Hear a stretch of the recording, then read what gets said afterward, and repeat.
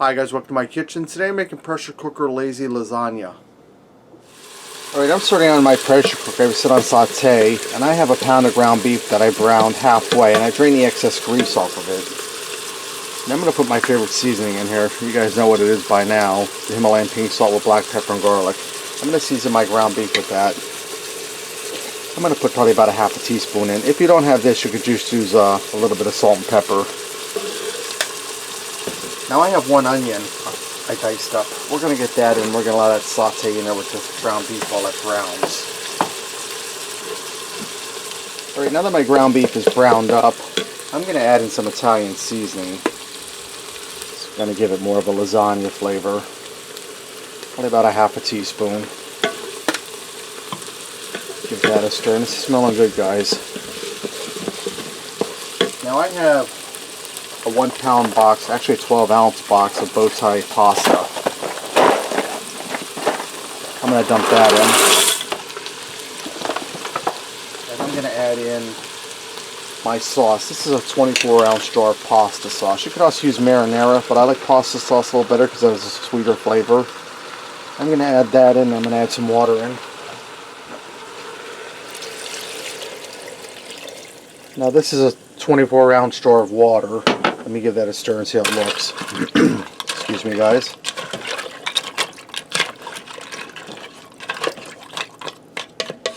That's looking good. We don't want to put too much water in. This will absorb that as the pasta, when the pasta's done cooking, when I stir it, it'll absorb the excess liquid.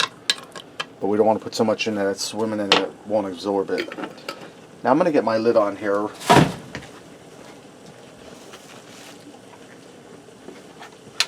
And I'm going to set this to pressure cook for 8 minutes.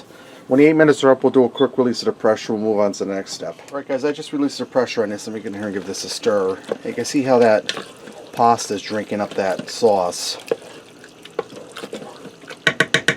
Now I'm going to add in some ricotta cheese. This here is a 15-ounce container. I'm going to add about half of it in.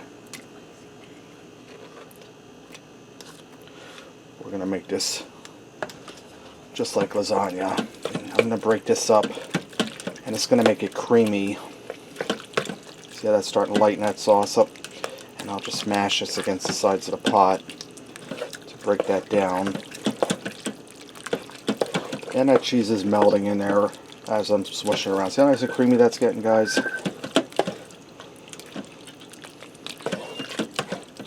Alright, we're not done with the cheese yet. Now I'm going to throw in some shredded Parmesan cheese.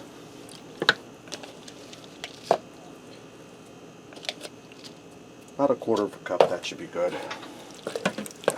Stir that until it melts.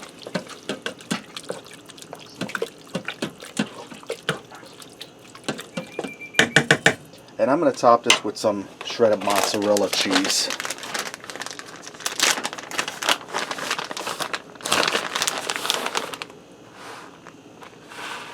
Just enough to cover the top. I have 2 open bags here. When you have kids and you have packaged cheese in the fridge, you always have 20 open ones rather than finish one first. My niece is here and she's shaking her head, yeah, because she knows her kids do the same thing. I got Holly and Eric and my niece in here and told everybody, be quiet, I'm recording. Even the cat's being quiet, not messing with the tripod. Alright, I'm going to put my lid back on here and let this sit for probably about 5 minutes till the cheese melts. Alright guys, this sat for about 5 minutes. My cheese is nice and melted. This is ready to go. Let's go ahead and fix up a plate and see what we got. Guys, I went ahead and garnished this with some parsley. You can use some Italian seasoning or some red crushed pepper if you like some extra heat. Let me get in here and try this. Get some of this cheese. Yes, Dexter. Let me get a little beef on that bite there.